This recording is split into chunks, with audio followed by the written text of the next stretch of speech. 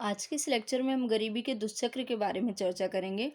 गरीबी का दुष्चक्र का मतलब होता है कि वो साइकिल जो बार-बार रिपीट हो, वो दुष्चक्र मतलब होता है वो खराब साइकिल जो बार-बार रिपीट हो, ठीक? लेकिन इसके पहले वाले लेक्चर में हमने क्या पढ़ा था हम उस पे डिस्कस कर लें। इसके पहले हमने जाना था गरीबी क्या है, फिर हमने देखा था इंडिया में गरीबी के कारण, हमने देखा था इंडिया में गरीबी किन-किन कारणों से है। इंडिया में गरीबी के लिए हमने कौन-सा मापदंड रखा है, हमने गरीबी रेखा रखा है। फिर हमने ये भी जाना था कि हम गरीबी को हर 5 साल पे सर्वेक्षण करते हैं कि इंडिया में गरीबी कितनी बढ़ी, कितनी घटी। हमने ये भी जाना था कि योजना आयोग ने कैसे गाँव के लिए 2400 कैलोरी और शहर के लिए 2100 कैलोरी का निर्धारण किया है। हमने ये भी समझा था कि गाँव में 2400 मतलब कि ज़्यादा कैलोरी क्यों निर्धारण किया गया है, क्योंकि गाँव के लोग ज़्यादा मेहनत करते हैं। शहर के लोग फिज़िकली कम मेहनत करते हैं, इसलिए शहर के लोगों के लिए कम कैलोरी का निर्धारण किया गया है।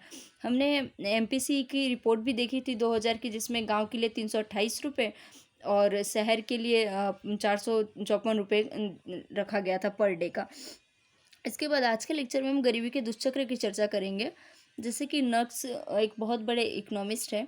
इन्होंने बताया था कि गरीबी का दुष्चक्र बताता है कि चक्रीय रूप से जुड़ी शक्तियाँ एक दूसरे के साथ इस प्रकार क्रिया तथा प्रतिक्रिया करती हैं कि गरीब देश सदैव गरीब रहता है। मतलब कि एक गरीब कंट्री इसलिए गरीब रहता है क्योंकि उस गरीबी के आसपास जो भी पावर्स काम करते हैं, जो भी शक्तियाँ काम करती है, वो हमेशा क्रिया तथा प्रतिक्रिया, एक्शन और रिएक्शन करती है। जैसे कि हम समझेंगे, मान लेते हैं हम इंडिया को एज एग्जांपल लेते हैं कि हमारे पास मान लीजिए हम एक बिस्किट का उत्पादन करते हैं, जैसे कि हम पार्ले जी का उत्पादन करते हैं, ठीक?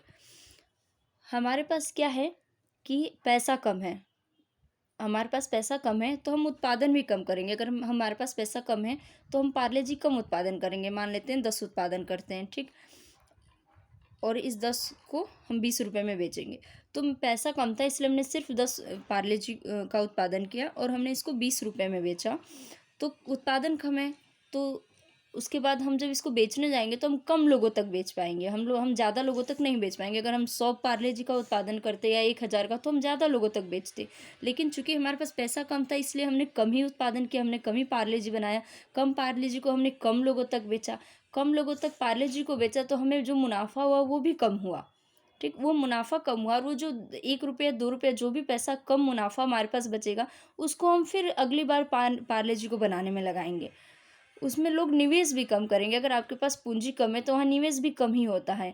तो आप उसको फिर बनाने के लिए अगली बार फिर आप क्या करोगे, कम पूंजी आपके पास फिर बनाने के लिए, और आप फिर आगे भी जो पार्ले जी बनाओगे वो कम ही बनेगा। मतलब कि ये जो साइकिल ये रिपीट होगा कि आपके पास पैसा कम है तो आप कम उत्पादन करोगे, ठीक? आप कम लोगों तक बेचोगे, फिर कम बचत होगा तो फिर अगली बार जब आप निवेश करोगे वो भी कम होगा, और जो आपके पास पूंजी बचेगी वो भी कम बचेगी, और इसी कम पूंजी और कम निवेश की वजह से आप जो अगली बार फिर जो नई चीज़ बनाओगे वो फिर कम बनाओगे।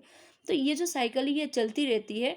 और चूँकि इकोनॉमी में होता ये है कि अगर कोई कंट्री गरीब है या आपके पास निवेश कम है, पूंजी कम है, तो आपको जल्दी लोन नहीं मिलता, आपको आपको जल्दी लोन नहीं मिलता और आप उसमें अधिक निवेश नहीं कर पाते हो, क्योंकि आपकी उत्पादकता निम्न होती है। आप जो उत्पादन करते हो वो भी बहुत कम होता है। तो हमने इसमें समझा कि गरीबी का दुष्चक्र क्या होता है, ये साइकिल हमेशा रिपीट होगा और इसीलिए जो गरीब कंट्री है वो हमेशा गरीब ही रहेंगे, क्योंकि इनके साथ जो ये चीज़ें काम करती हैं उत्पादन की और बेचने की, निवेश करने की, पूंजी की, ये हमेशा कम ही रहती हैं। तो इस चैप्टर में हमने ये समझा, इस क्लास में हमने ये समझा। आगे के लेक्चर में हम इसके आगे के बारे में समझेंगे, जैसे गरीबी का उन्मूलन कैसे हो, गरीबी के क्या इफ़ेक्ट्स हो सकते हैं, कौन कौन से वो समूह हैं जो बहुत ज़्यादा गरीब हैं जिन पे काम करने की ज़रूरत है। Thank you.